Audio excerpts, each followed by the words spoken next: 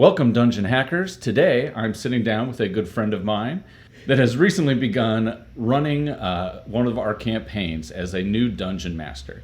So I thought this would be a good time to sit down after she's been doing it for about a year or so and pick her brain a little bit about her thoughts, what kinds of things she found difficult or easy, and give some advice to some of you newer Dungeon Masters. So, Carrie, Yeah. what first inspired you to try being a Dungeon Master? Well, nobody else wanted to do it anymore. So, step one, make sure you haven't burned out your other DMs.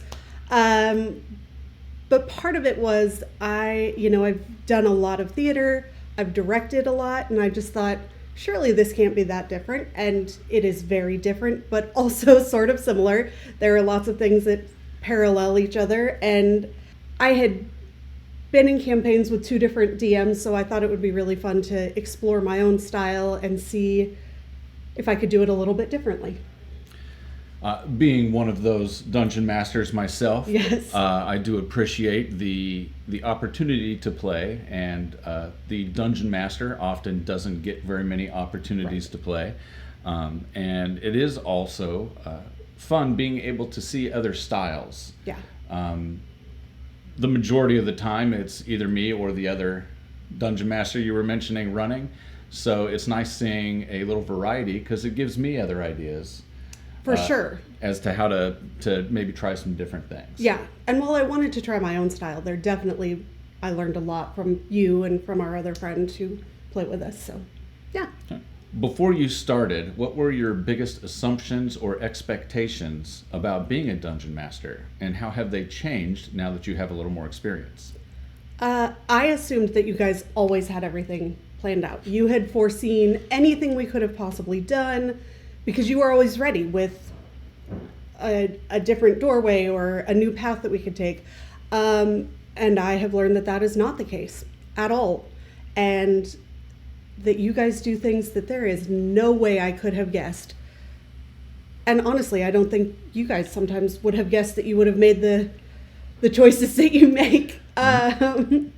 So that was my biggest fear and expectation, was that I needed to have every moment planned, that every piece of a story needed to have a beat that was ready, and like a choose your own adventure book, I would be ready with the answers for you.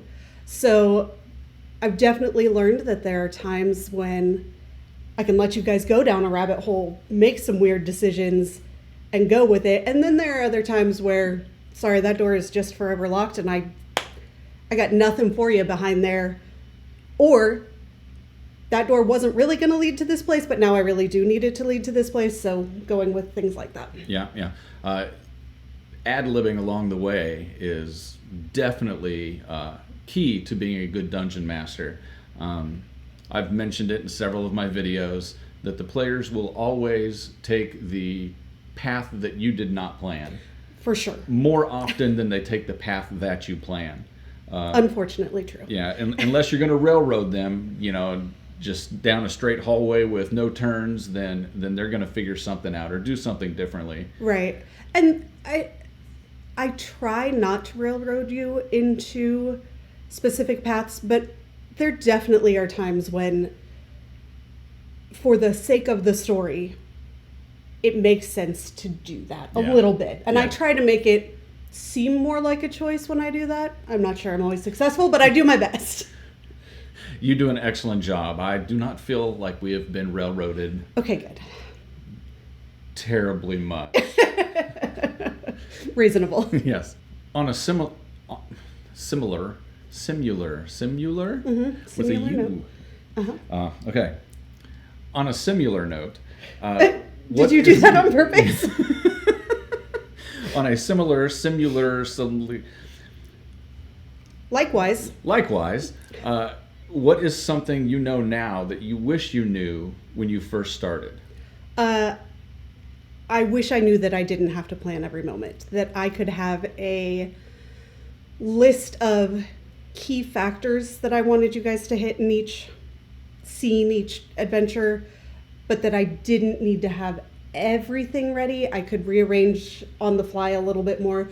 I think I was really nervous at first to not have a complete pathway, but I've gotten better at adjusting and modifying.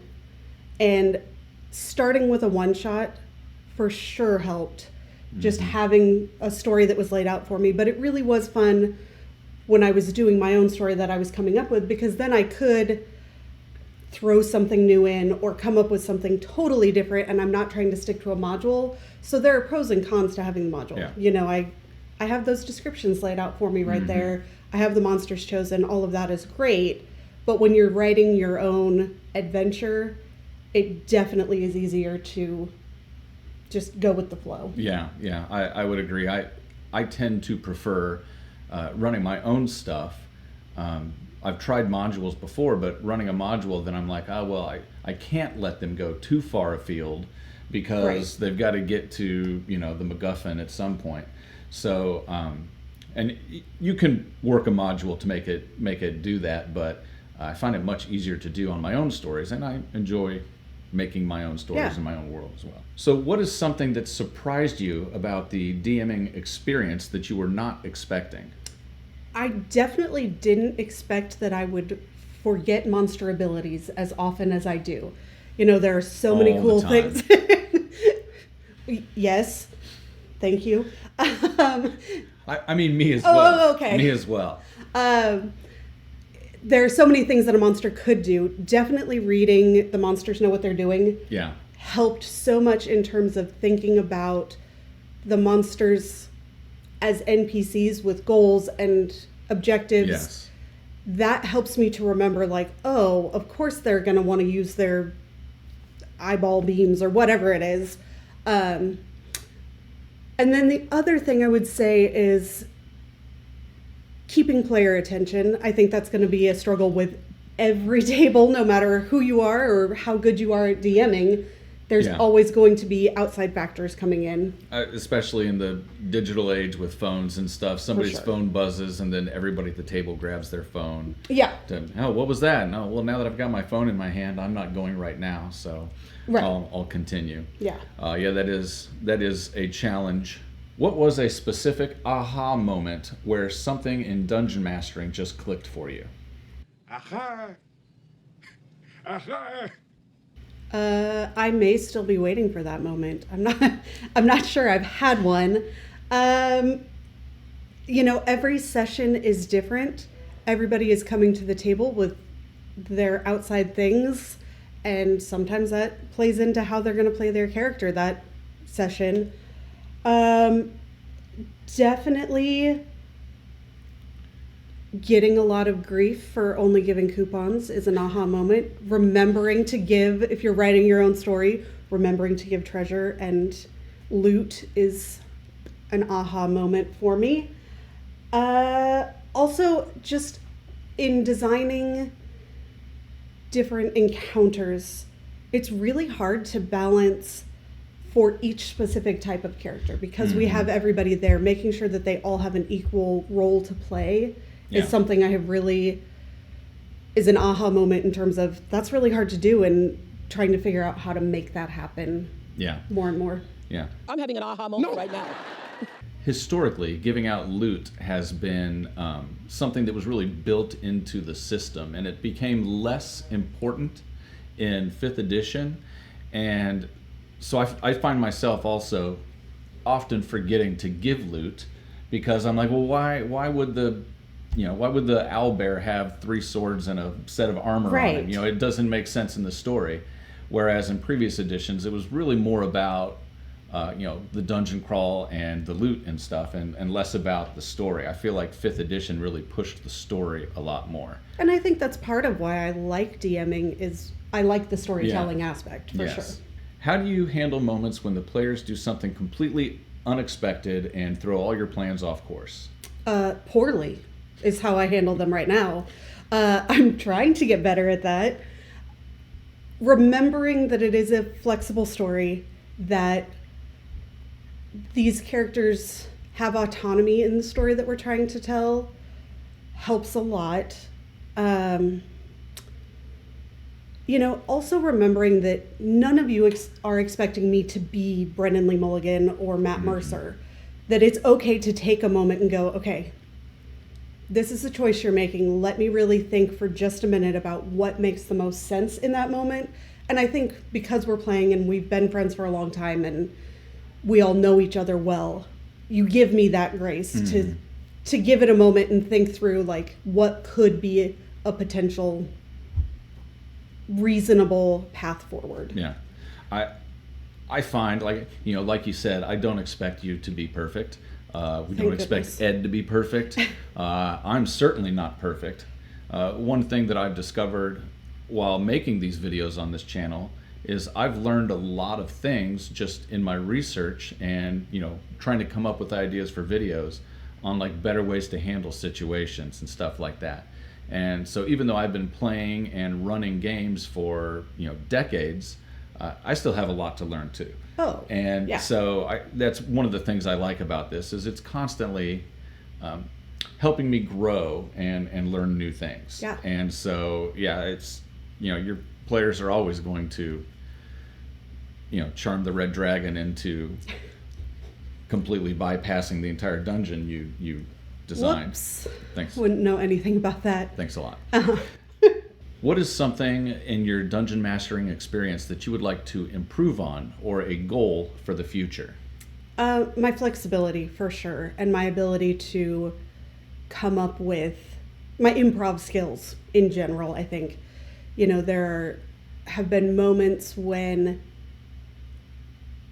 I have railroaded a little bit, and I don't like doing that, but it's because I'm not quite sure where else to go, and I don't want to ruin the story for everyone.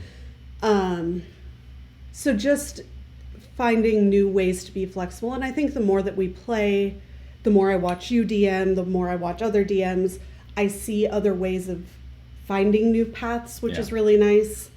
And shutting up sometimes. I think I need to let y'all, all of you, have a little more freedom to talk amongst yourselves.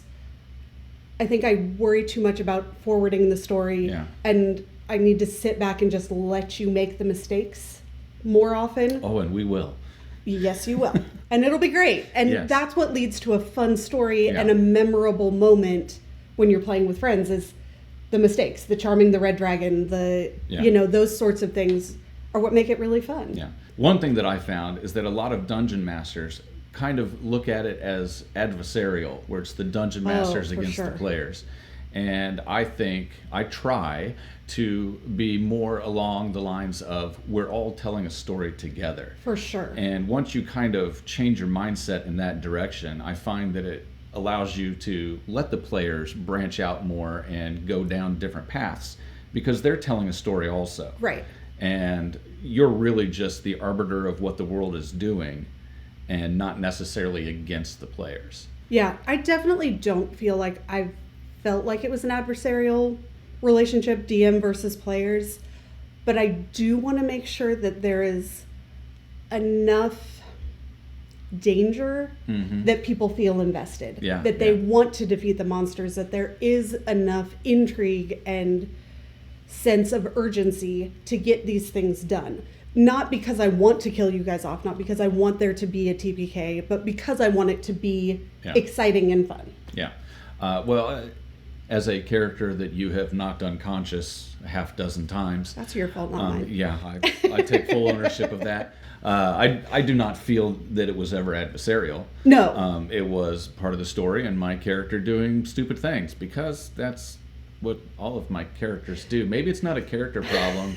Maybe it's a me problem. It could be. It could be. But also figuring out who your players are. I know that there are players who would take that being knocked unconscious and potentially not coming back more personally, even if it's not. Yeah. So knowing that if you get knocked out, you're just going to make another character and it'll be fine. And there are some people who really get pretty attached to their characters, which has its pros and cons. You want them to be attached because you want them to care about the story. Yeah. But not so much that they're going to cry and be mad. Yeah. It's certainly not that anyone is going to cry, but it's certainly a delicate balance for sure. Yeah. Well, we also have some questions from the audience. We have here Cletus McGillicuddy with a question. Oh, yeah, I got a question. What is your favorite character that you ever played? Thank you. Great question. My favorite character that I have played is my life cleric, Vivica. I went with a character that her whole goal was healing. She had a background of coming from healers who her parents were healers. She was also very sheltered, and I wanted to play a character that was different from myself. So she was a little bit afraid of the world. She was a little bit prudish, but I really did try hard not to have all of that derail where we were going with the story. So it was much more about things that she said, the way that she responded, without saying, I absolutely won't do that because of who I am as a character. It's more, oh my goodness, this is going to be, oh my. You know, she was terrified of the world. She was shocked by the actions of her party members frequently, Yes. and the actions of the world in general. Yeah. I thought you did an excellent job of playing her as a character that was came from a sheltered world and hadn't really seen much. Thanks. And everything was new and exciting and sometimes terrifying. Oh, 100% terrifying. Yeah. But she loved the healing. So being able to be there to heal her party and be there for them was really important. Oh, and we gave her lots of opportunities to heal. Yes, you for did. Sure. We also have a question from one of our staff members, Mike the Mimic. Obviously, mimics are the best monsters, but what would be your second favorite? Mimics are great. No hate to mimics. They're fantastic. It's it's like the pumpkin spice latte of D&D answers, but I'm going to go with a beholder. The range that a beholder has is so much fun. Yeah, they're nearly impossible, and I love that about them. Yes, they are unique monsters in just how alien they are to the world.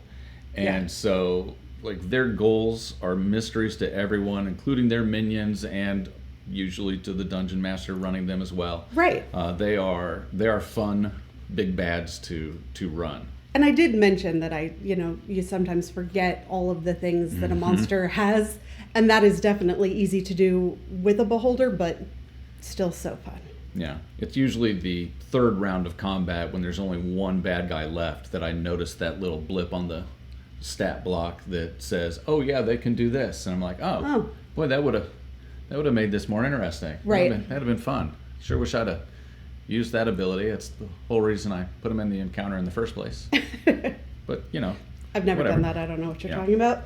So what advice would you have for somebody that is considering being a dungeon master for the first time? It's fun. Try it. Start with something pre-written. I think that would be my first step, so that you have a layout, you know where you're going. Make sure you're playing with people who are going to be forgiving and understanding. Understand that it's your first time. Be helpful to you when you mess up, because you will inevitably, and forgive yourself when you do. Yeah, that's good advice. I've been doing it for a long time, and I still the next day, God, man, I really screwed that up. I should have done that differently. Definitely And you not. just beat yourself up about it. But yep, just make sure your players have some grace towards you and Yeah. get in there and do it. Yeah. Do you have any final thoughts that you would like to share with our audience?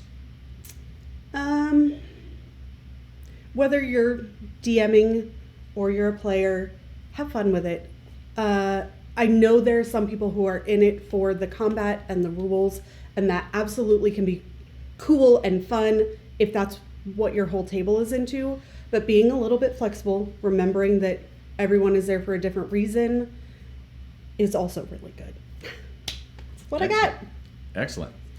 Thank you. Well, You're welcome. Carrie, thank you for joining us today and doing this My pleasure. this interview. Those were some excellent insights, and I hope that you watching this video learned something. And if you've never been a dungeon master before, I hope that you give it a try, because it is a fun and rewarding experience. And remember that no matter what happens, you can keep on hacking the dungeon.